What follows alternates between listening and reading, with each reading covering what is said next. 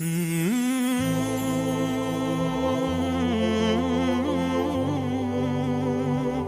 الرحمن الرحیم، الصلاة والسلام علی رسولہ الکریم وعلی آلہ وصحبہ اجمعین۔ مولانا الیاس صاحب رحمۃ اللہ علیہ کے ذریعے سے اللہ تعالیٰ نے امت کو اپنے اصل منصب کی طرف لوٹنے کے اسباب پیدا فرمائے۔ ایک زمانہ گزر گیا تھا، اپنے اصل جو فرض منصبی ہے لِتَكُونُوا شُهَدَاءَ عَلَى النَّاسِ، یہ کتنی واضح قرآن کی آیت۔ وَكَذَلِكَ جَعَلْنَاكُمْ أُمَّةً وَسَطًا لِتَكُونُوا شُهَدَاءَ عَلَى النَّاسِ۔ عام طور پہ اس کو شہداء علی الناس آخرت کے ساتھ جوڑ دیتے ہیں کہ قیامت کے دن تم لوگوں کے سامنے اس بات کی گواہی دو گے کہ نبیوں نے تیرا پیغام پہنچایا تھا۔ حالانکہ یہ ادھوری بات ہے، یہ آخرت مراد نہیں ہے یہاں صرف۔ لِتَكُونُوا شُهَدَاءَ وَسَطًا لِتَكُونُوا شُهَدَاءَ،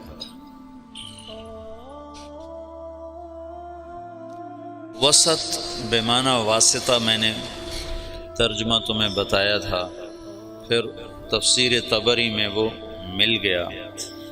میں نے جبوتی میں یہ امتن وسطہ کو بمعنی واسطہ کہا کہ تم واسطہ ہو بین الناس و بین اللہ تعالی، جیسے انبیاء واسطہ تھے بین الناس و بین اللہ تعالی۔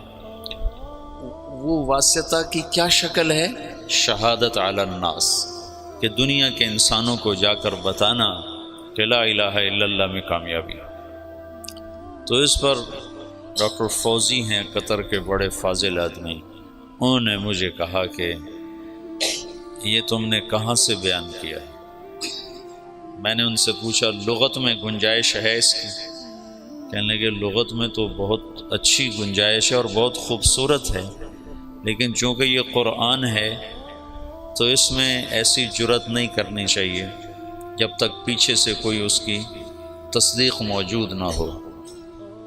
تو تم دیکھو اگر کسی تفسیر میں مل جائے تو یہ بہت اعلیٰ مطلب ہے، اگلے مضمون کے ساتھ اس کا جوڑ زیادہ ہے۔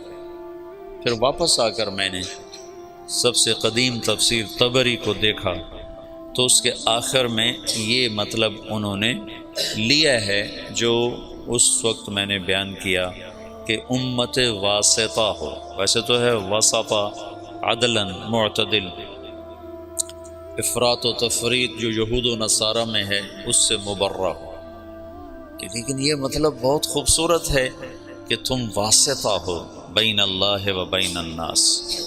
وہ واسطہ کیسے ہو؟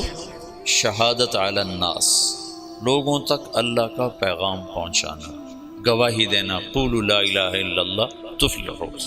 اسی کی کڑی ہے پھر معاشر میں بھی یہ گواہی دینا کہ ہاں یا اللہ تیرے نبیوں نے سچ بات بتائی تھی۔ یہ بیچ میں ایک زمانہ گزرا جس میں یہ سبق محو ہو گیا۔ دعوت حق اور باطل دونوں کے ساتھ، دونوں کی تاریخ اتنی پرانی ہے جتنی انسان کی پرانی ہے۔ آدم علیہ السلام اترے، ساتھ شیطان بھی اترا، شیطان نے بھی دعوت دی اور آدم علیہ السلام نے بھی دعوت دی۔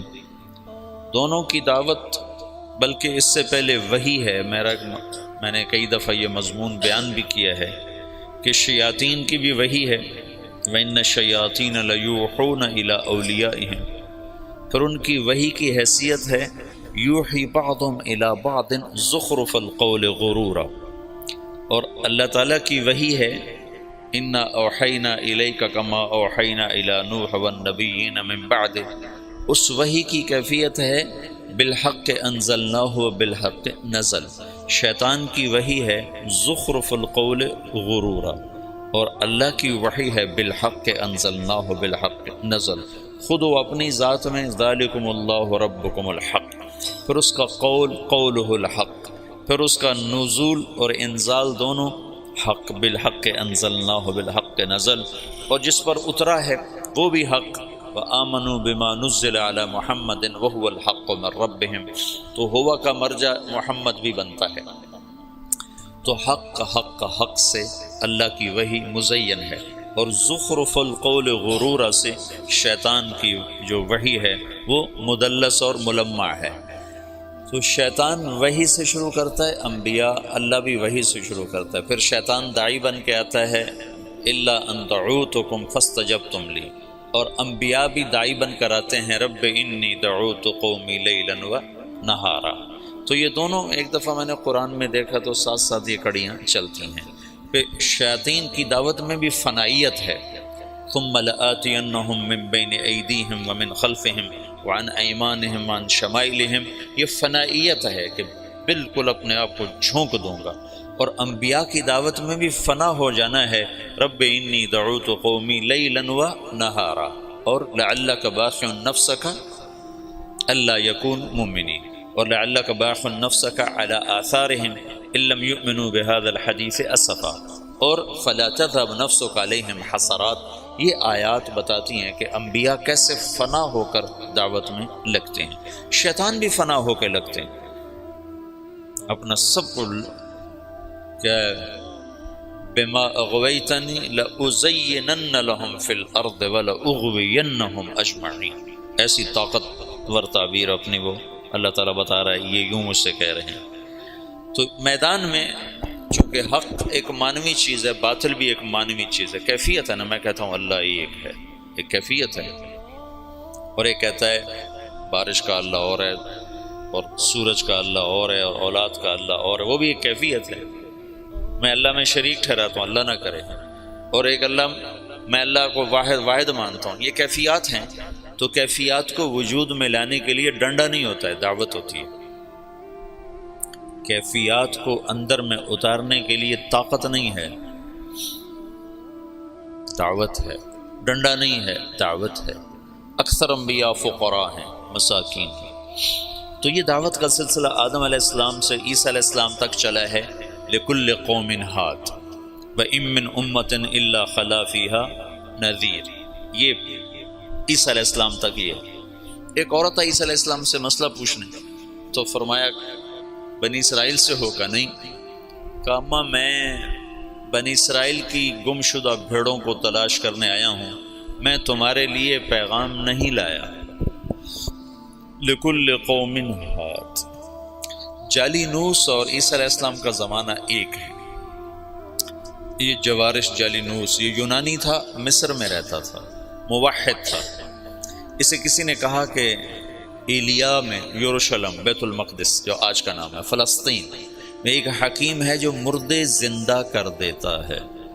تو جالینوس نے کہا وہ یقیناً نبی ہوگا، مردے زندہ کرنا کسی طبیب کا کام نہیں ہے۔ تو جالینوس کے ذمہ ایمان لانا نہیں تھا عیسیٰ علیہ السلام پر، کہ وہ مصر میں ہے، بنی اسرائیل سے نہیں ہے، یونان سے ہے۔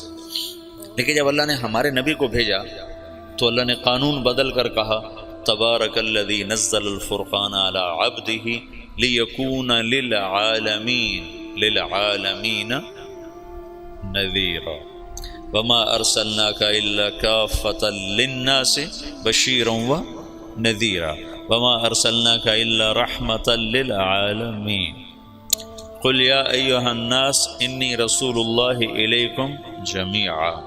یہ ساری آیات بتاتی ہیں کہ اللہ نے قانون بدلا، سارا عالم۔ اس لحاظ سے تو کسی بڑے طاقتور، لولا نزل هذا القرآن على رجل من القريتين عظیم، جو کہا تھا مکے والوں نے، آپ ملک شام میں پیدا ہوتے یا ایران میں پیدا ہوتے، یا تمدن ہے، تہذیب ہے، قوت ہے، کسی بادشاہ کے بیٹے بن کر پیدا ہوتے تاکہ بچپن سے قوت اور طاقت ہوتی۔ یتیمی کی انتہا، ماں 6 برس کی عمر میں گئی، باپ دیکھا ہی کوئی نہیں، 8 سال کی عمر میں دادے کو بھی اٹھا لیا، اور 8 سال کی عمر میں فقر کی وجہ سے بکریاں چرانا پیشہ بنا۔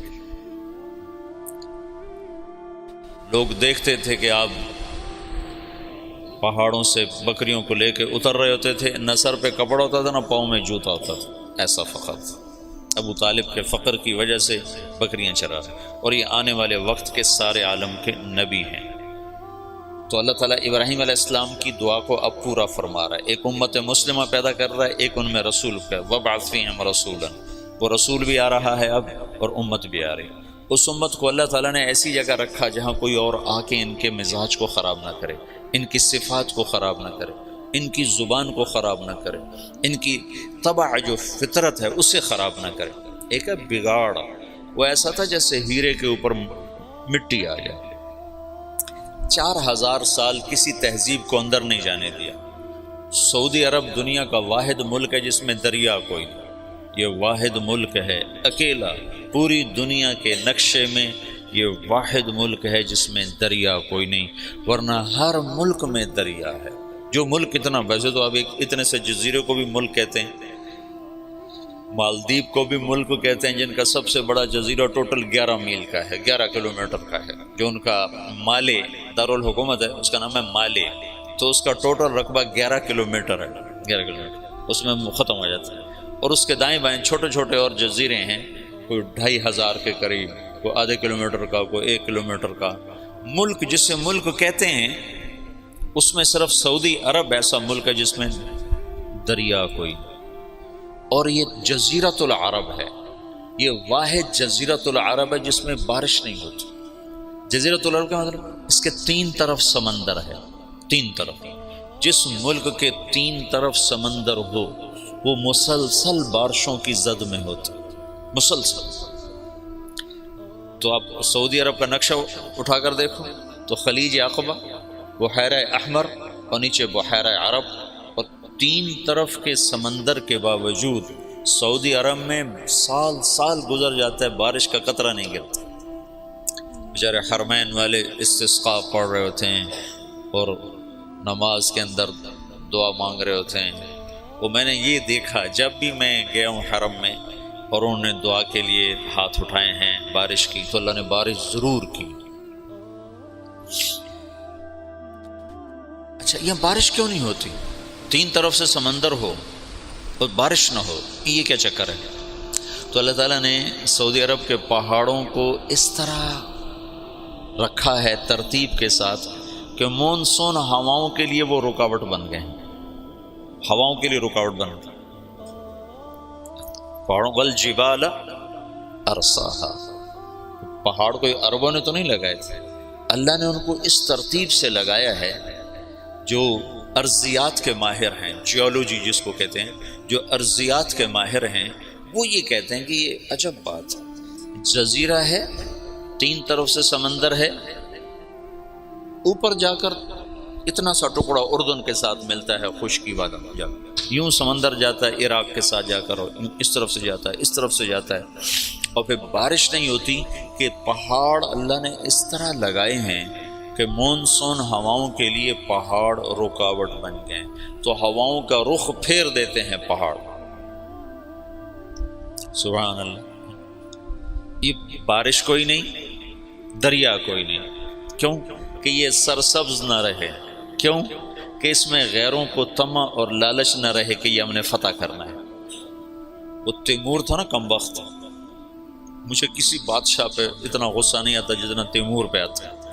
مسلمانوں میں ایسا لنگڑا تھا کم بخت وہ کہ مسلمان ہی ذبح کرتا رہا لوٹ مار کے لیے۔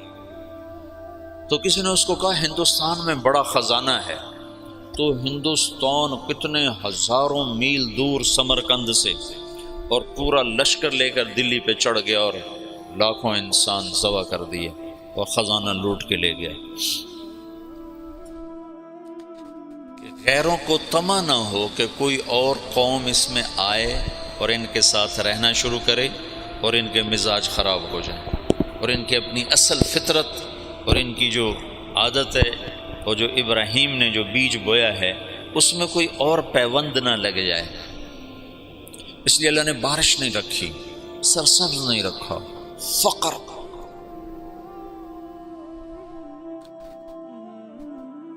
لہذا حدود کے اوپر سلطنتیں قائم کی۔ ایران نے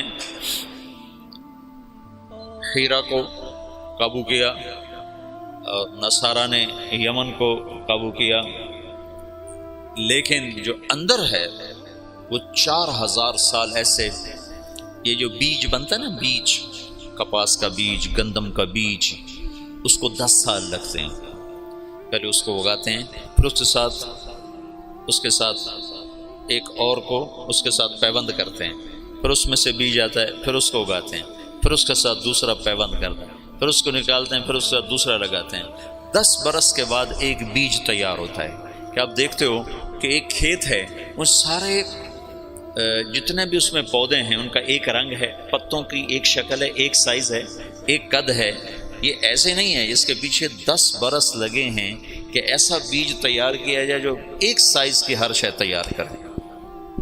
تو محمد مصطفیٰ اور صحابہ کو تیار کرنا ہے تو یہ دنیا اسباب کی جگہ ہے، اللہ تعالیٰ ایک پل میں کر سکتا ہے، لیکن اتنی بڑی ہستیوں کو وجود میں لانے کے لیے 4000 سال کا سفر چاہیے۔ ایک کپاس کے بیج کو 10 سال کا سفر چاہیے، تو آخری نبی کو اور آخری نبی کے جان نثاروں کو وجود میں لانے کے لیے 4000 سال کا سفر ضروری تھا، اور اس میں کوئی اور شامل نہ ہو، انہی کو اللہ تعالیٰ خالص کرتا گیا کرتا گیا کرتا گیا کرتا گیا۔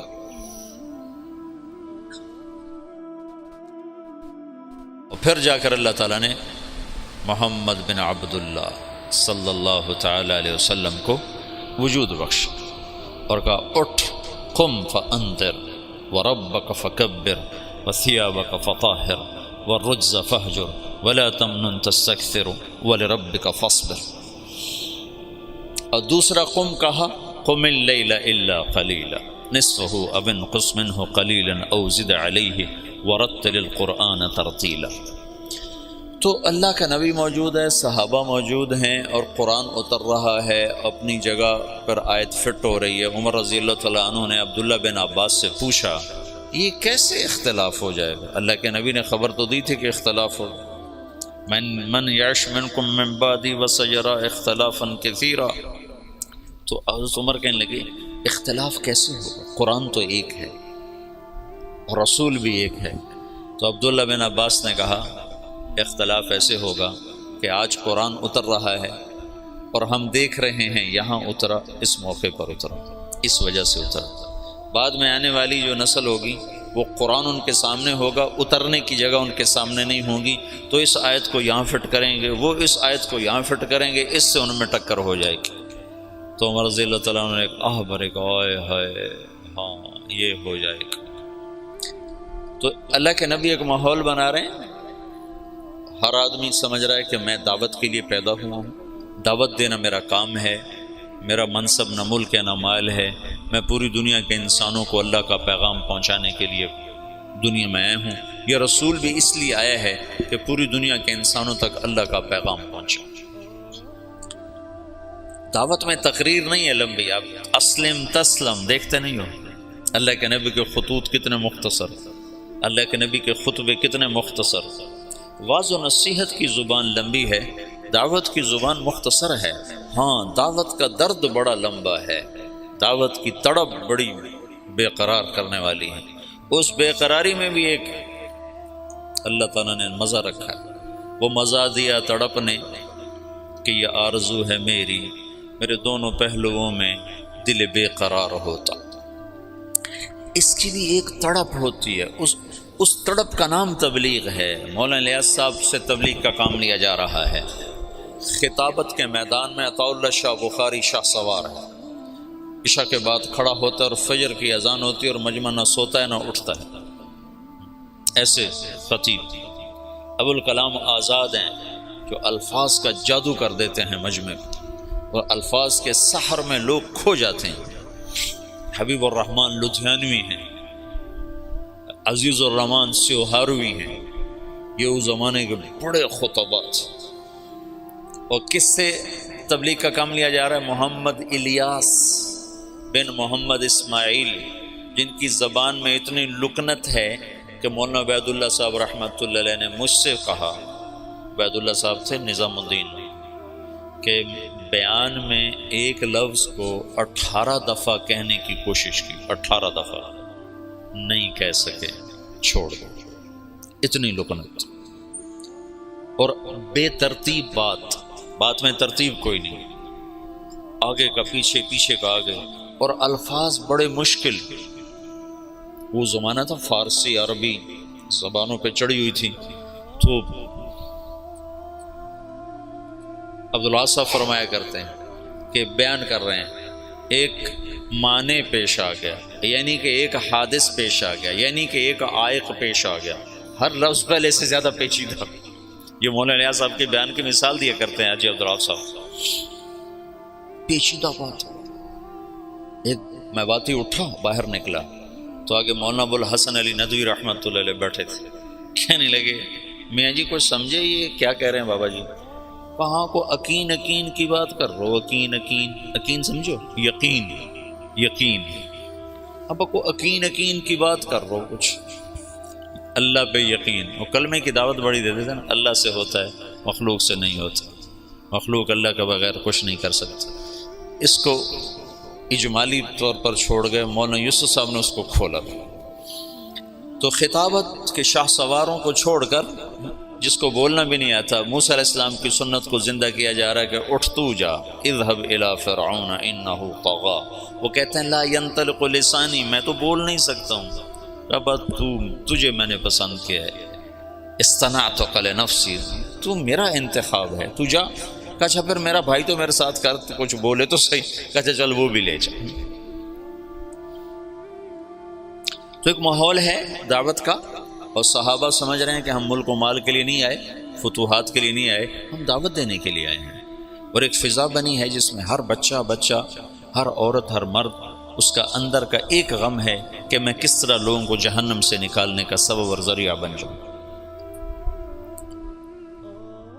لہٰذا وہاں یہ سمجھنا نہیں پڑتا تھا کہ بھائی یہ کیا کام کر رہے ہیں، آتے ہی پتہ چل، جیسے یہاں کوئی آدمی آتا ہے کہتا ہاں بھائی یہاں پڑھائی ہو رہی، یہاں تعلیم ہو رہی۔ تو اللہ کے نبی نے دعوت کا ایک ماحول قائم کیا۔ ایسے علمی حلقے اللہ کے نبی کے زمانے میں نہیں لگے۔ پوچھنے یسألونک عن المحیض، یسألونک عن الیتامى، یسألونک عن المواقع، عن الاہلہ، یسألونک عن الانفال۔ پوچھنے پر محفل لگ جاتی تھی، لیکن آؤ بھائی میں تمہیں مسائل سکھاؤں، ایسا کچھ نہیں ہوتا تھا۔ ترغیب کے لیے مجالس قائم کی ہیں، مسائل سکھانے کے لیے پوچھنے پر، بن پوچھے نہیں ہے۔ تو علم کے لیے الگ خاص سے کوئی جماعت نہیں بٹھائی ہے، اپنے اپنے استعداد کے مطابق ہر آدمی لیتا چلا گیا ہے۔ جب آپ دنیا سے گئے ہیں تو آپ کیا کر گئے ہیں؟ ان اللہ بعثنی کافۃ للناس رحمۃ فأدوا عنی، اور اب حجۃ الوداع میں کہہ کر گئے ہیں فلیبلغ الشاہد الغائب، میرا پیغام غائبین تک پہنچانا میری امت کے ذمے ہے۔ اور دعا کر کے گئے ہیں نضر اللہ امرأ سمع مقالت فبعاها ثم اداها كما سمعها فرب مبلغ اوعى من سامع۔ اس کے بعد جب آپ 11 ہجری کو دنیا سے تشریف لے گئے ہیں اور صدیقی دور آیا ہے تو تمام صحابہ ہیں، اور آپ نے مجمل چھوڑا، متعین نہیں کیا۔ اس میں وہ کون سی کتاب ہے؟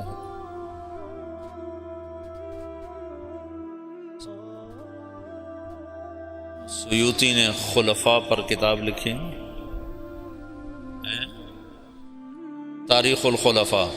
تاریخ الخلفاء میں ایک روایت ہے کہ صحابہ نے کہا یا رسول اللہ استخلف، کسی کو آپ اپنا نائب متعین فرمائیں۔ کہا نہیں میں نہیں کروں گا، اگر میرے کرنے کے بعد تم اس کی نافرمانی کرو گے تو تم پہ اللہ کا عذاب آئے گا۔ یہ حکمت بتائی۔ دوسرا اللہ کی تقدیر پہ راضی ہونا، کہ اختلاف ہونا تھا تو اللہ کی تقدیر پہ راضی ہو کے چپ کر کے چلے گئے۔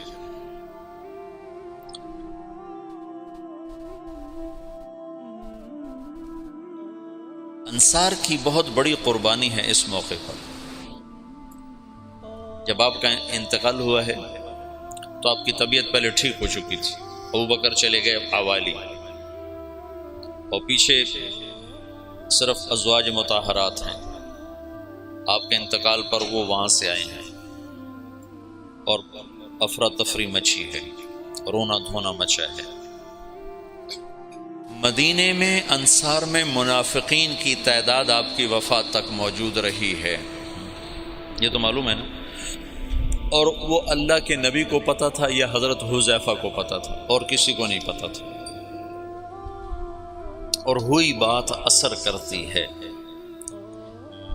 مجھے تحقیق نہیں ہے لیکن میرا وجدان ہے، جو کچھ میں نے پڑھا بار بار، کہ وہ جو سقیفہ تو بنی ساعدہ کا قصہ ہوا، اس کے موجد منافق ہوں گے، تو کسی کو پتہ ہی نہیں ہے کہ یہ منافق ہے، یہ منافق ہے، تو ہر ایک کو مسلمان سمجھ رہے ہیں، تو انہوں نے یہ شوشہ چھوڑا ہوگا۔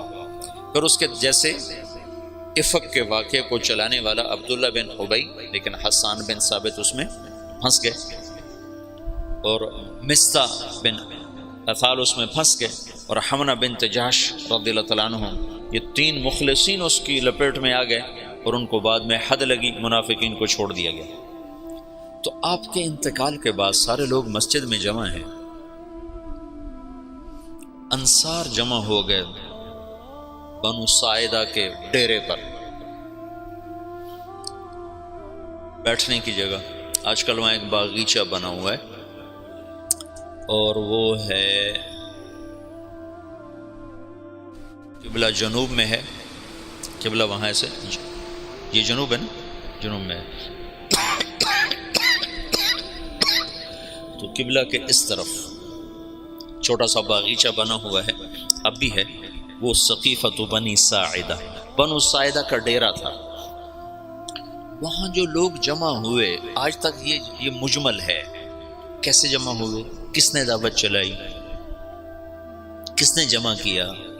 جتنی تاریخ میں نے مطلب دین کو تھوڑا پڑھا ہے، تاریخ کو زیادہ پڑھا ہے، تو کسی کتاب میں یہ نہیں ملا کہ کون جمع کرنے کا سبب بنا، لیکن تسلسل سے پڑھنے سے میرا ایک تاثر بنا ہے کہ یہ تحریک منافقین نے چلائی ہوگی، پھوٹ ڈالنے کی اور توڑ پیدا کرنے کی۔ تو انہیں سعد بن عبادہ رضی اللہ تعالیٰ عنہ کو تیار کر لیا کہ یہ امیر ہوگا، اب یہ امیر ہوگا۔ تو یہ آپس میں وہ باتیں کر رہے ہیں، محرک اس کے یقیناً آخرت میں تو بھید کھل جائے گا، انشاءاللہ مجھے یقین ہے آخرت میں وہ مجرم سامنے آئیں گے کہ منافق ہی تھے جنہوں نے یہ ساری اسکیم چلائی، اور صحابہ کو اس میں استعمال کر لیا کہ وہ بشر تھے، خطا سے پاک نہیں تھے، معصوم عن الخطا نہیں تھے۔ تو ابوبکر کے پاس ایک آدمی نے، تو ادھر بیٹھ، اور وہاں امت کے توڑنے کا نظام بن چکا ہے۔ تو ابوبکر رضی اللہ عنہ اور عمر رضی اللہ تعالیٰ عنہ، ابو عبیدہ رضی اللہ تعالیٰ عنہ، یہ تین حضرات نے دوڑ لگائی، ایسی افراتفری میں گئے۔ اس وقت غسل شروع تھا، حضرت علی ادھر مشغول تھے، اور وہاں وہ اس کے لیے جا ہی نہیں رہے کہ مجھے خلیفہ بنایا جائے، تو اس فتنے کو دبانا چاہتے ہیں۔ وہاں پہنچے تو سعد بن عبادہ نے چادر اڑی ہوئی ہے، وہ بیمار سے تھے، اور وہاں بات چل رہی کہ اب امارت ہماری چلی، ہم اللہ کے نبی کے انصار ہیں، ہم نے آپ کو ٹھکانہ دیا، ہم نے آپ کو مشکل وقت میں ساتھ دیا، ہم وہ تھے جو مشقت میں آگے اور راحت میں پیچھے، لہذا امیر ہمارا ہوگا۔ تو عمر رضی اللہ تعالیٰ عنہ پہلے بولنے لگے، ان کا میں نے سوچا کہ میں بات کرتا ہوں، تو ابوبکر صدیق نے مجھے روک دے کر بیٹھ جاؤ، اور ابوبکر رضی اللہ تعالیٰ عنہ کھڑے ہوئے نا۔ اس سے پہلے حباب بن، جب ابوبکر رضی اللہ تعالیٰ عنہ کھڑے ہوئے، ان کا دیکھو تم نے سنا تھا نا کہ اللہ کے نبی نے کہا تھا الائمۃ من قریش، خلافت قریش کے پاس رہے گی، عرب جس کے سامنے سر جھکاتا ہے وہ صرف قبیلہ قریش ہے اور کوئی نہیں ہے۔ تو حباب بن منذر رضی اللہ تعالیٰ عنہ وہ شخص ہیں جنہوں نے بدر میں رائے دی تھی کہ خیمے ادھر سے اکھاڑ کے ادھر لگائیں، تو جبریل نے آ کر کہا تھا کہ اللہ تعالیٰ فرما رہے ہیں کہ حباب کی رائے پہ عمل کیا جائے۔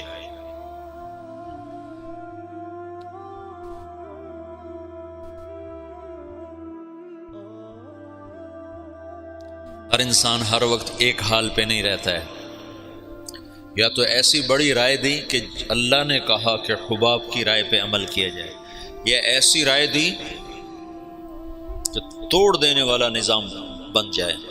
تو حباب بن منذر نے کہا میں تم سب کا فیصلہ کرتا ہوں، ایک امیر مہاجرین میں سے ہوگا، ایک انصار میں سے ہوگا۔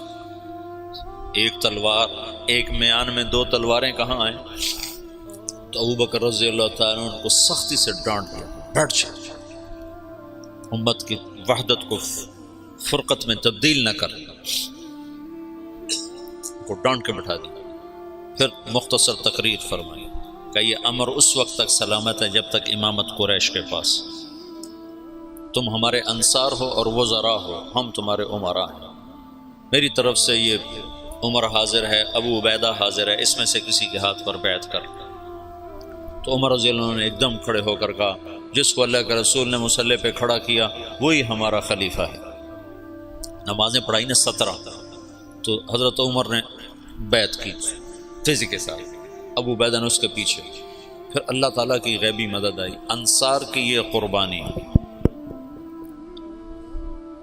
زندگی میں ایک اصول سیکھو، اللہ تمہیں توفیق دے، مجھے توفیق دے، میں نے اس میں بہت نفع پایا، اپنی رائے سے پیچھے ہٹ جانا سیکھو۔ رائے پہ جمنا تو طبعی چیز ہے، رائے پہ اصرار تو فطری چیز ہے۔ بچہ بھی کہتا ہے میں نے ادھر جانا ہے، میں نے ادھر جانا ہے، ماں کہتے نہیں جانا تو وہ روتا ہے۔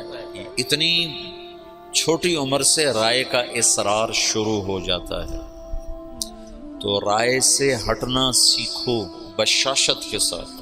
جب رائے کے خلاف ہوتا نا تو دل تنگ پڑ جاتا ہے اور طبیعت بجھ جاتی ہے۔ تو یہ ایک اللہ کی طرف سے سبق تھا۔ انفرادی سطح پر آگے آیا خالد بن ولید کا قصہ، اور اجتماعی سطح پر آیا انصار مدینہ کی طرف سے۔ اجتماعی سطح پر انصار مدینہ ایک دم پیچھے ہٹا اپنی رائے سے بشاشت کے ساتھ، امت بن کے۔ اگر وہ نہ ہٹتے تو پہلے دن ہی توڑ تھا، اگر وہ ہٹتے اور دل ان کے ساتھ نہ ہوتے تو بھی توڑ تھا۔ وہ ہٹے بھی صحیح اور دل بھی کھول دیے، سینے کھول دیے۔ تم چلے میں جاتے ہو، یہ سال والے سال میں جائیں گے، یہ صرف چلے اور سال کی بات نہیں، تم گھر میں ہوتے ہو، مدرسے میں ہوتے ہو، رائے کا اختلاف ہوتا ہے، تو اپنی رائے دینا بھی سیکھو، اپنی رائے کے خلاف ہونا بھی سیکھو، اور اپنی رائے کے سے ہٹ جانا بھی سیکھو۔ یہ رائے دینے سے زیادہ مشکل کام ہے، اور میں نے ہٹنے میں بڑے نفع دیکھے، بڑے نفع دیکھے، بڑے نفع دیکھے۔ مجھے تو 22 سال ہو گئے ہٹتے ہوئے اور پیچھے ہوتے ہوئے، لیکن میں نے کبھی نقصان نہیں دیکھا۔ اجتماعی سطح پر انصار مدینہ اور انفرادی سطح پر خالد بن ولید، یہ بھی دنیا کی تاریخ کا منفرد واقعہ ہے کہ جرموک کی جنگ میں سالار کے سر کے اوپر جھنڈا ہے اور حضرت عمر کا خط آتا ہے کہ خالد کو معزول کر دیا جائے اور ابو عبیدہ کو امیر بنا دیا جائے، اور وہ کہتے ہیں تم گواہ رہو، میں آج کے بعد کوئی منصب قبول نہ کروں گا اور پہلے سے زیادہ محنت کر کے دکھاؤں گا، اور اگر میں عمر کے لیے لڑتا تو آج میں گھر چلا جاتا، تو میں اللہ کے لیے کر رہا ہوں، تم گواہ رہو۔ خالد بن ولید پہلے انتقال کر گئے، عمر رضی اللہ عنہ بعد میں فوت۔ خالد بن ولید نے 60 سال بھی پورے نہیں کیے، 58-59 سال کی عمر میں انتقال فرما گئے تھے۔ تو عمر رضی اللہ تعالیٰ عنہ بعد میں نے ایک کتاب میں پڑھا، مجھے اب نہ کتاب یاد ہے نہ زمانہ یاد ہے، لیکن مضمون یاد ہے کہ عمر رضی اللہ عنہ نے فرمایا میں نے خالد کو سمجھنے میں خطا کھائی، میں نے خالد کو سمجھنے میں خطا کھائی، لیکن یہ ضروری تھا، اس واقعے کا ہونا بہت ضروری تھا کہ آئندہ اندھیرے آنے والے ہیں، ان میں کچھ شمع روشن ہونی چاہیے، ان میں کچھ دیے جلنے چاہیے، ان میں کچھ چاند چمکنے چاہیے، تاکہ نہ ماننے والوں پر حجت قائم ہو اور بھٹکے ہوں کو راستہ مل جائے کہ یوں بھی رائے سے ہٹا جاتا ہے، یوں بھی قربانی دی جاتی ہے۔ میں نے کہا ادھر تو یہ جماعت کے امیر نہیں ہوتا، امیر یہ جماعت کا، جس نے صرف اتنا ہی کرنا ہوتا، بیان کون کرے، تشکیل کون کرے، تعلیم کون کرے، گاڑی پہ چلیں کہ بس پہ چلیں، اتنا ہی ہوتا ہے۔ اس کو ہٹا دو تو وہ تگنی کا ناچ نچا دیتا ہے پوری جماعت کا کہ مجھے ہٹانے والے ہیں کون۔ یہ دو عجب واقع ہوئے ہیں اس میں، عجب۔ تو انصار مدینہ ہٹ گئے، سعد بن عبادہ کی بات بیچ میں رہ گئی اور ابوبکر رضی اللہ عنہ کے ہاتھ پر بیعت ہو گئی، اور وہ جو ایک وحدت تھی وہ اللہ نے دوبارہ قائم فرما دی، اور ابوبکر رضی اللہ تعالیٰ عنہ خلیفۃ الرسول کا لقب پا کر مسند رسول پر بیٹھے، یا خلیفۃ رسول اللہ۔ امیر المومنین نہیں کہا جاتا تھا، یا خلیفۃ رسول اللہ۔ جب آئے عمر رضی اللہ عنہ تو ان کو کہا جاتا یا خلیفۃ رسول اللہ۔ وہ کہتے یار یہ بڑا بھاری لفظ ہے، کوئی مختصر لفظ تلاش کرو۔ تو کسی کو سمجھ میں نہیں آ رہا تھا کہ مختصر لفظ کیا ہونا چاہیے، تو یا خلیفۃ رسول اللہ کی بات چلتی تھی۔ تو ایک دفعہ ایک بدوؤں کا وفد آیا، عمر بن عاص رضی اللہ تعالیٰ عنہ بیٹھے تھے برآمدے میں مسجد کے، تو آ کر کہنے لگے این امیر المومنین۔ انہیں اپنی بدوانہ فصاحت میں کہا این امیر المؤمنین، تو عمر بن عاص رضی اللہ عنہ نے چھلانگ لگائی، وہ سیدھے گئے حضرت عمر کے دروازہ پھلانگ کر کہنے لگے السلام علیکہ یا امیر المؤمنین۔ تو حضرت عمر نے درہ اٹھا کہا تو یہ کہہ نہیں سکتا، کسی اور نے کہا ہے، یہ تیری فصاحت نہیں ہے، یہ کوئی اور ہے، بتا تجھے کس نے سکھایا۔ انہوں نے کہا وہ باہر بدوؤں کا وفد آیا ہے، انہوں نے کہا این امیر المؤمنین، کہ بس آج کے بعد یہی میرے لیے مناسب ہوگا۔ تو پھر امیر المؤمنین چلا 1924 تک، جب خلافت عثمانیہ ختم ہوئی 1924 میں، تو تب جا کر یہ لقب ختم۔ خلافت عثمانیہ ہے ترکوں کی، جو انہوں نے مصر سے سلطان سلیم تھا محمد فاتح کا بیٹا، پہلے ترک بادشاہوں کا رخ تھا یورپ کی طرف، سلطان سلیم نے رخ کیا مشرقی علاقوں کی طرف، مصر فتح کیا۔ مصر میں بڑی خوبصورت حکومت تھی، مملوک ممالک بحریہ، ترکی تھے، لیکن وہ بنو عباس کو برکت کے طور پر خلیفہ بناتے تھے، طاقت ساری ان کے پاس، اور ان کا تبرک نام تھا خلیفہ امیر المومنین، اس کو کہا جاتا تھا۔ تو پھر سلطان سلیم نے وہ کٹ پتلی سلطنت خلافت کی ختم کی، اور خلافت کا وہ ایک آبا وہ اور سب کچھ لے کر استنبول آیا، اور یہاں پھر امیر المومنین ترکوں میں منتقل ہو۔ پھر مصطفیٰ اتا ترک نے جب پہلی جنگ عظیم کے بعد اسے ختم کیا، آخری جو خلیفہ تھا وہ سلطان عبد الحمید تھا، اور عبد الحمید کے باپ عبد المجید نے یہ مسجد نبوی بنائی اور حرم بنایا، جو پرانا اب تو پرانا ہو گیا، لیکن اس وقت کے لحاظ سے یہ بہت بڑا حرم تھا مسجد نبوی کا اور مکے کا۔ خلافت صدیقی کا جو پہلا سال ہے وہ فتنوں کی نظر ہو گیا کہ لوگ مرتد ہو گئے، عرب مرتد ہو گئے، پھر ان کو واپس لانے میں ایک وقت لگا۔ پھر ایک سال کے بعد ابوبکر رضی اللہ تعالیٰ عنہ نے کبھی اللہ کے نبی نے ہمیں ذمہ کیا تھا کہ میرا پیغام آگے پہنچاؤ، تو اب تم لوگ نکلو۔ تو انس تو اس میں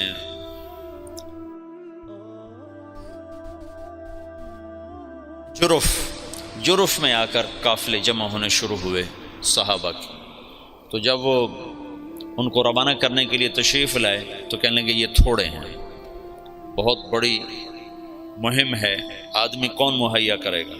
تو انس رضی اللہ تعالیٰ نے کہا میں حاضر ہوں۔ تو انہیں سارے عرب کا چکر لگایا، تو پھر کوئی 1,00,000 کے قریب عرب اکٹھے ہوئے، صحابہ بھی تابعین بھی، اور ان کو 6 حصوں میں تقسیم کیا۔ 4 لشکر بھیجے شام، 2 بھیجے عراق، خالد بن ولید اور مثنى بن حارثہ کو بھیجا عراق، اور یزید بن ابی سفیان ان کو دمشق کی طرف، ابو عبیدہ بن جراح کو حمص کی طرف، عمرو بن عاص کو فلسطین کی طرف، اور شرحبیل بن حسن ان کو شام کی طرف۔ یہ 4 لشکر ادھر اور 2 لشکر عراق کی طرف۔ یہ جو جانے والے ہیں ان کے سامنے صرف دعوت ہے اور کچھ نہیں، جو بھیجنے والے ہیں ان کے سامنے صرف دعوت ہے اور کچھ نہیں، کہ ہم لوگوں کو قتل کرنے نہیں جا رہے، ان کا ملک چھیننے نہیں جا رہے، ان کو اللہ کا پیغام سنانے جا رہے۔ پھر یہ ریلا اٹھا ہے، خلافت راشدہ میں دعوت کا نظام مکمل چلا۔ پھر خلافت عثمانی کے 6 سال اسی طرح گزرے ہیں۔ پھر 6 سال کے بعد وہ وَسَيَرَا اختلافاً کثیرا، اختلاف کا سلسلہ شروع ہوا، جس کی آخری کڑی عثمان رضی اللہ عنہ کی شہادت ہے۔ مسجد قباء میں کھڑے ہو، قبلے کی طرف منہ کرو تو سیدھے ہاتھ ایک میدان اب بن گیا ہے، کھجوریں لگیں، یہاں کنواں ہوتا تھا، اس کا نام تھا اریس۔ تو اللہ کے نبی کی انگوٹھی منتقل ہوئی ابو بکر کی طرف، پھر ہوئی عمر کی طرف، پھر ہوئی عثمان کی طرف۔ عثمان رضی اللہ تعالیٰ عنہ بیر اریس پر کھڑے ہیں، وضو کرنے لگے تو خادم کو انگوٹھی پکڑائی، اس نے یوں ہاتھ کیا، انہیں ایسے رکھی، اس کے ہاتھ سے پھسلی اور کنویں میں چلی گئی۔ تو عثمان رضی اللہ تعالیٰ عنہ نے کنویں کا سارا پانی نکلوا دیا اور نیچے سے مٹی کھدوا دی اور انگوٹھی نہیں ملی، اٹھا لی اللہ تعالیٰ، خاتم نبوت۔ میں نے وہ کنواں فوٹو میں دیکھا ہے، ویسے نہیں دیکھا، چھوٹا سا کنواں، اور اس میں پانی بھی اتنا زیادہ نہیں ہوتا تھا، عرب کے کنویں میں تھوڑا سا پانی ہوتا تھا۔ سارا ڈھونڈ مارا، انگوٹھی نہیں۔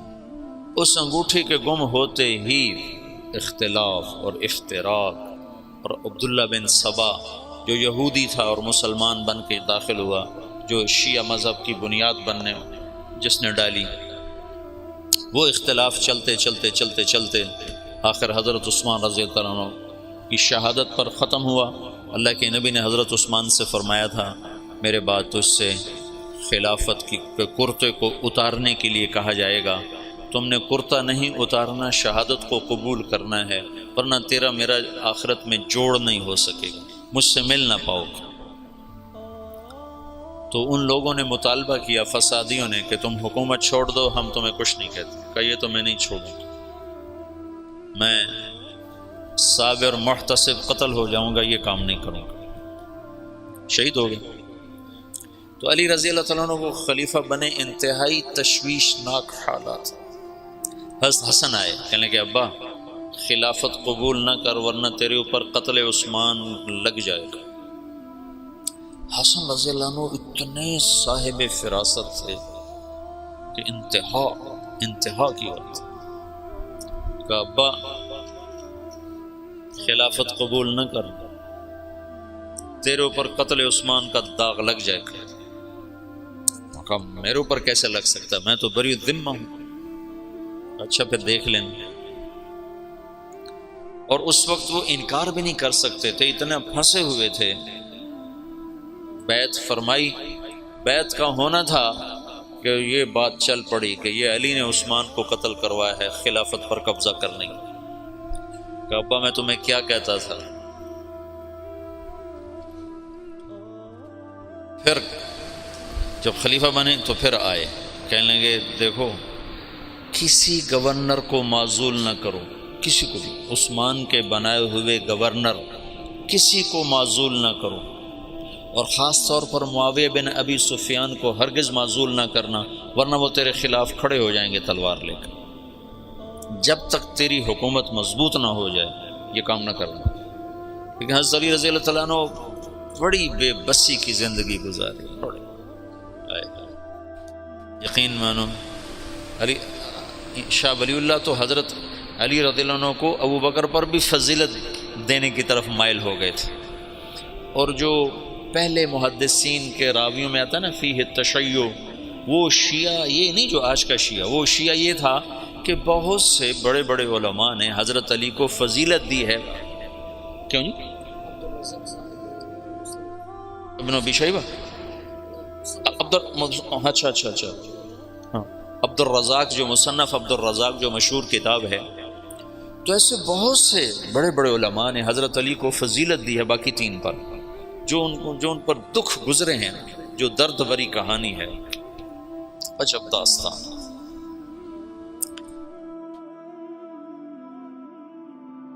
انہیں معزول کر دیا حضرت معاویہ رضی اللہ عنہ کو، معزول کرنا تھا، وہ کھڑے ہو گئے۔ حالات ایسے بن گئے تھے، شام والوں نے زید بن ثابت رضی اللہ تعالیٰ نے حضرت عثمان کا کرتا اور حضرت نائلہ کی کٹی ہوئی انگلیاں، جب وہ قتل کیا گیا تو نائلہ سامنے آئیں بیوی، تو ان کی انگلیاں کٹ گئیں، اور وہ کرتا جس میں وہ شہید کیے گئے وہ حضرت زید بن ثابت نے اتار لیا اور انگلیاں لے کر شام جا کر معاویہ کو پکڑا، معاویہ رضی اللہ تعالیٰ عنہ نے لے کر جامع مسجد دمشق میں لٹکا دیا۔ اب کون تحقیق کرے گا کہ کس نے قتل کیا کس نے نہیں کیا؟ ایسی غلط فہمی کی ہوا چلی کہ سب نے حضرت علی پر الزام لگا دیا کہ علی ہی عثمان کے قاتلوں کو پناہ دینے والا ہے، اور اسی سے یہ ہوا ہے، وہ بری الذمہ پاک پاکیزہ۔ پر اللہ کی تقدیر تھی، یہ جنگ جمل بھی ہونی تھی، جنگ صفین بھی ہونی تھی، اللہ کا نظام تھا، اس میں بھی اس کی حکمتیں رحمتیں چھپی ہوئی ہیں۔ تو حالات ایک دم وہ جو دعوت کا ریلا تھا وہ آپس کے ٹکراؤ کی طرف چلا گیا، اور دعوت کے کام کو پہلا جھٹکا لگا ہے 26 سال کے بعد۔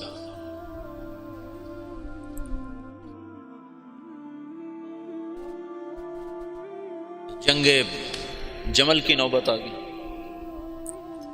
جب بیعت ہونے لگی تو سب سے پہلے بیعت کی حضرت طلحہ نے، ان کا یہ ہاتھ بیکار ہو گیا تھا احد کی لڑائی میں نا، تلوار وہ تیروں کو سہتے سہتے جو اللہ کے نبی پر تیر آتا تو آگے ہاتھ کر دیتے تھے، تو سارا ہاتھ ختم ہو گیا تھا، وہ الٹے ہاتھ سے لڑتے تھے۔ اس کے بعد تو انہوں نے جب بیعت کی نا تو ایک آدمی نے کہا اوہو یہ بیعت تو ٹھیک نہ ہوگی، وہ بیکار ہاتھ سے کی نا، تو انہوں نے فال لی اس سے، اللہ کے نبی بھی فال لیتے تھے، کَإِنَّ هَذِهِ الْبَيْعَةَ لَا تَطِعُ، یہ کام سرے نہیں چڑھے گا۔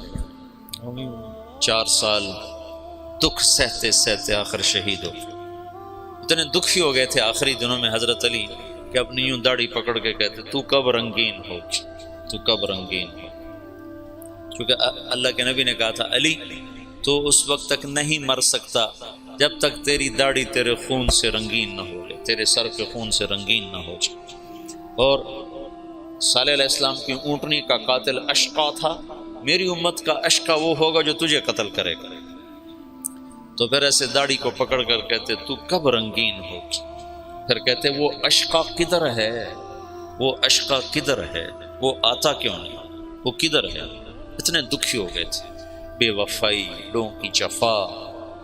حضرت معاویہ رضی اللہ عنہ کو شام کا ٹکڑا ملا جو بڑے سلیقے والے، بڑے طریقے والے، بڑے وفادار، اور حضرت علی رضی اللہ عنہ کو کا امتحان بڑا تھا، بڑوں کے امتحان بھی بڑے، ان کو عراق ملا جہاں کے لوگ منافقانہ عادات اور ہر جتنے بھی عیب، اس لیے تو حجاج اللہ نے ان پہ مسلط کیا، عراق والوں پہ بھرے ہوئے، بے وفائیوں سے بھرے ہوئے۔ تو اس کا آخری نتیجہ حضرت علی کی شہادت پہ نکلا، جنگ جمل ہوئی جس میں حضرت طلحہ جیسے، حضرت زبیر جیسے شہید کر دیے۔ جب آپس میں ٹکرائے نا صلح ہو گئی، لیکن جو لوگ عبداللہ بن سبا کے ساتھی تھے، میں تمہیں تفصیل تو نہیں بتا رہا، صرف اشارے کر رہا ہوں، تبلیغ کا تھوڑا سا پس منظر بتانا چاہتا، دعوت کی تاریخ بتانا چاہتا کہ جب تم چھٹیوں میں جاؤ تو بشاشت سے جاؤ، ہمارے ڈنڈے کی وجہ سے نہ جاؤ۔ جو ڈنڈے کی وجہ سے جاتے ہیں وہ موبائل سے کھیلتے رہتے ہیں، ادھر تعلیم ہوتی ہے ادھر وہ موبائل سے کھیل رہے ہوتے ہیں، ادھر گشتور ہوتا ہے ادھر وہ اپنے اخبار بیٹھے پڑھ رہے ہوتے ہیں۔ تو ایسا چلہ مجھے نہیں چاہیے، گھر چلے جاؤ زیادہ بہتر ہے۔ میں چاہتا ہوں تم بشاشت کے ساتھ اللہ کی راہ میں نکلو کہ تمہیں فائدہ تو ہو، تمہیں نفع تو ہو، اپنے نفس کے ہاتھوں نہ مارے جاؤ، یہ ہماری وجہ سے نہ تم ایسے ہی علی رغم انف نہ جاؤ، بے بشاشت القلوب جاؤ۔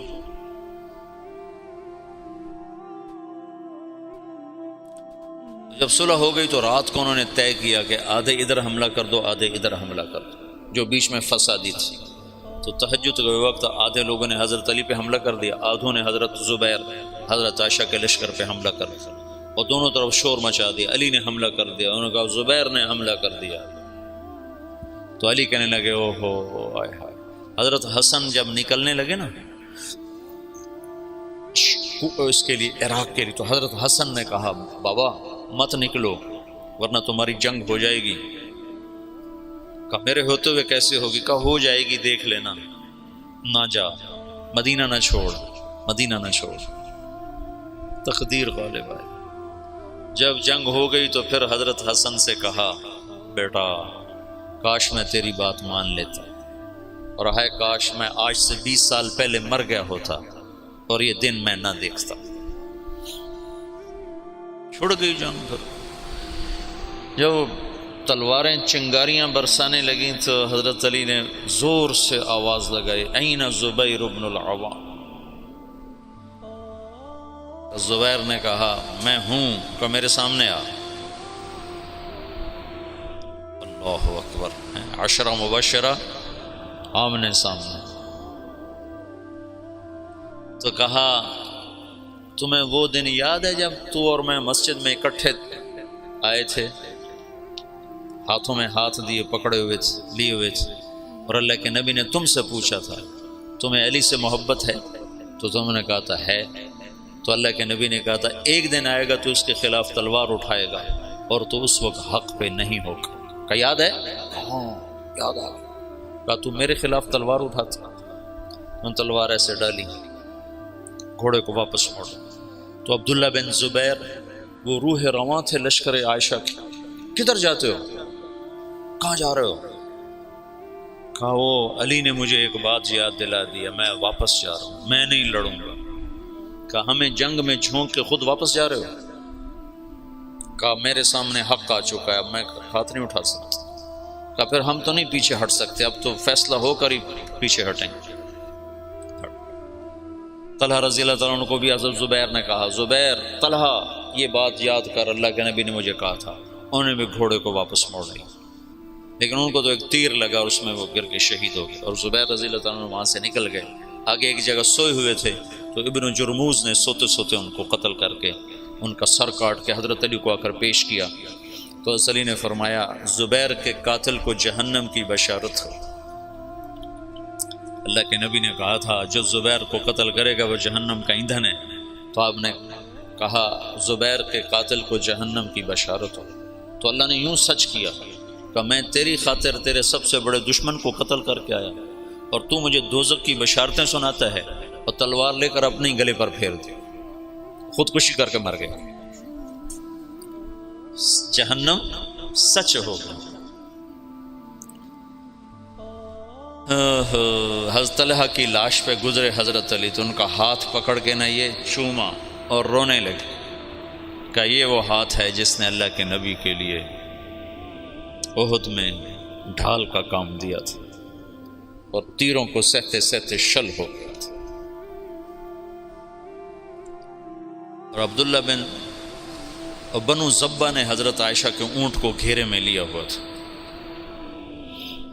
اور ایسے لوہے کی دیوار بن گئے تھے بنو زبہ کو تو حضرت عائشہ ہی بخشوا جائیں گے انشاءاللہ۔ کہتے الموت احلی عندنا من العسل نحن بنو ضبۃ اصحاب الجمل نحن بنو الموت اذ الموت نزلی ننعبن عفان باطراف الاسل رد علینا شیخنا ثم بجلی۔ یہ رجز پڑھ رہے تھے اور جان کی بازی لگا رہے تھے۔ ایک دفعہ ایک شخص ملنے آیا حضرت عائشہ رضی اللہ تعالیٰ عنہ سے، کہا کہاں سے ہو؟ کہا میں بنو زبہ سے ہوں۔ کہا ایک نوجوان میرے اونٹ کے پاس شعر پڑھ رہا تھا، اس کو جانتے ہو؟ کون؟ کہا وہ تو خود تو پردے میں تھے۔ کہا ایک نوجوان کے آواز آ رہی تھی، کہہ رہا تھا یا امنا خیر ام نعلم،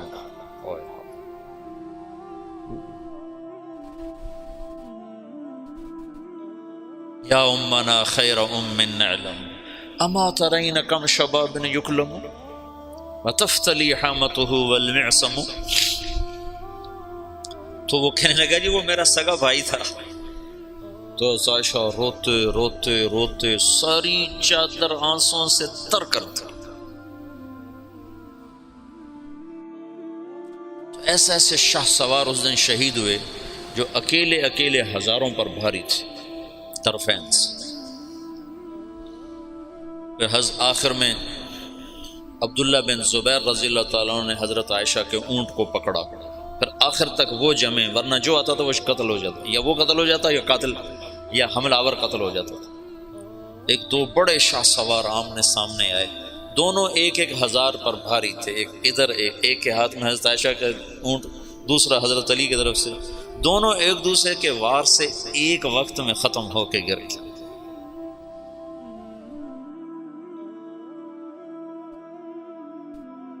اوئے ہوئے ہوئے۔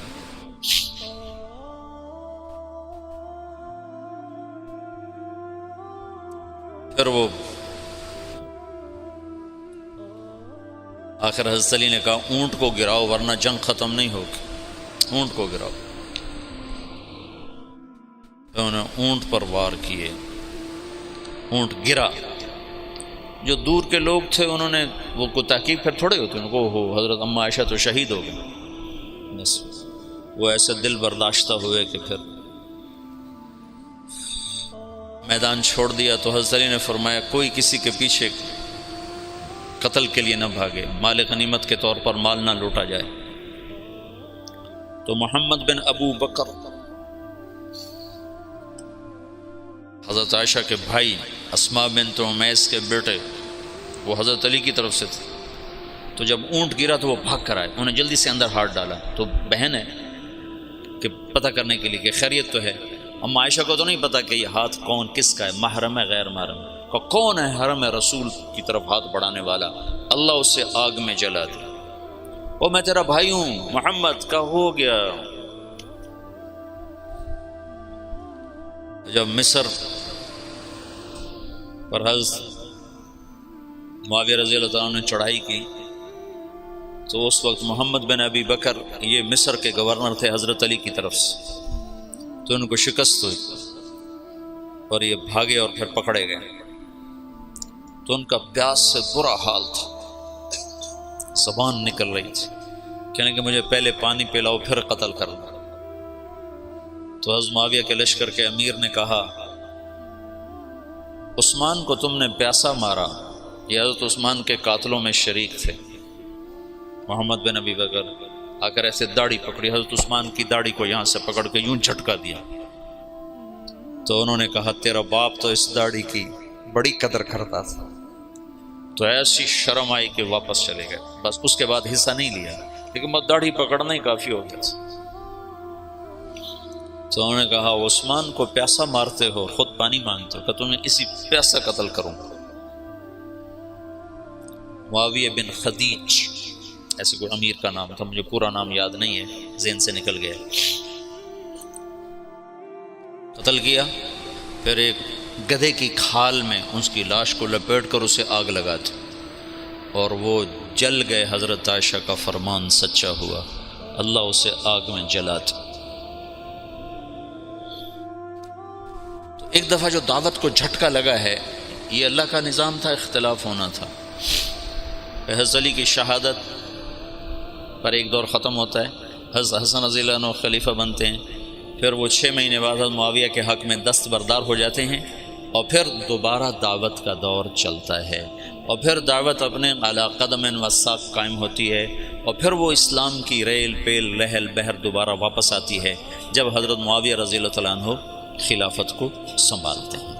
یہ آج کی مجلس میں اتنے کافی ہے، آئندہ بھی میں روز ایسی مجلس میں تھوڑا تھوڑا آپ کو پیچھے سے لے کر مولانا الیاس صاحب تک مختصر کر کے سناؤں گا، چونکہ میں اب مطالعہ تو کر نہیں سکتا کہ پڑھوں اور مستحضر کروں، جو مجھے یاد ہوگا وہ تمہیں بتا دوں گا، جو بھول گیا سو بھول گیا، جو تھوڑا بہت یاد ہے وہ میں تمہیں بتاتا رہوں گا۔